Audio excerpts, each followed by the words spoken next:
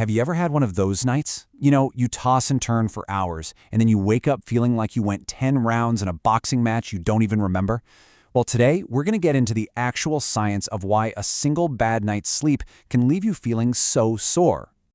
It's a feeling we've all had, right? You get a terrible night's sleep, and the next day you just feel off, kind of bruised almost. Your muscles are aching, your joints feel stiff, you're just more sensitive to everything. But you didn't do anything strenuous, so what's going on? Well, it turns out that feeling is very, very real. Yeah, that achiness, it is not you just being tired or overly dramatic. Nope. A whole lot of research is now showing us there is a direct, measurable biological link between getting poor sleep and feeling more pain.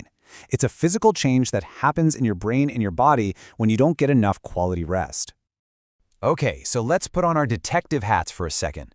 The big mystery is, why does one bad night of sleep equal a day full of aches and pains? Well, the scientific clues have been piling up for years, and we finally got some key evidence to help us crack the case. So first off, it helps to know that not all bad sleep is the same. Let's start with the most extreme version, total sleep deprivation.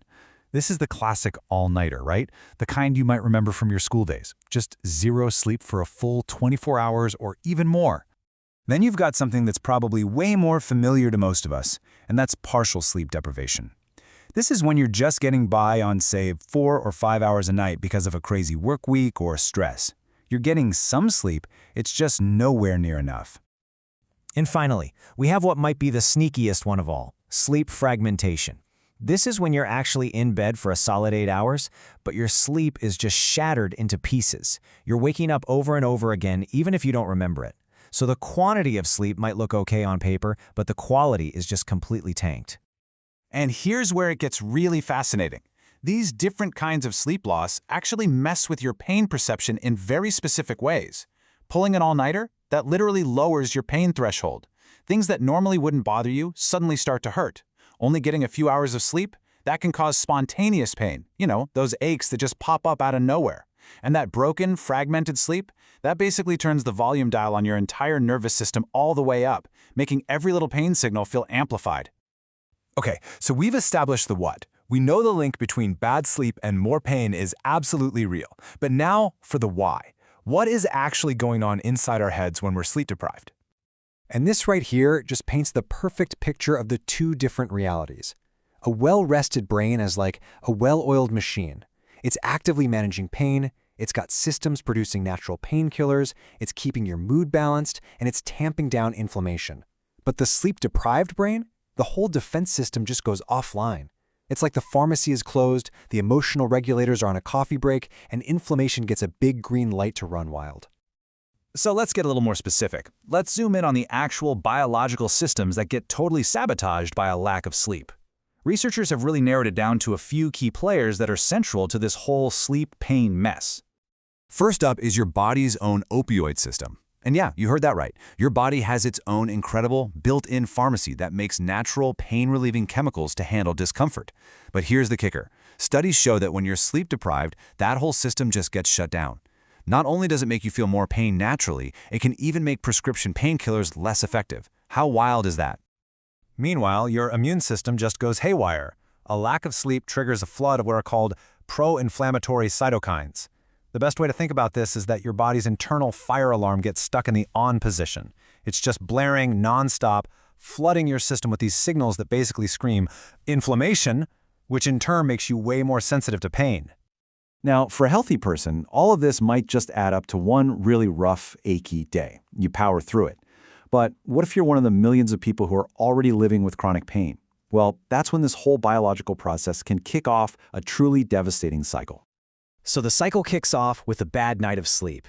And ironically, it's often the pain itself that's keeping you from sleeping in the first place. But as we just saw, that lack of sleep immediately starts to tear down all of your body's natural defenses against pain.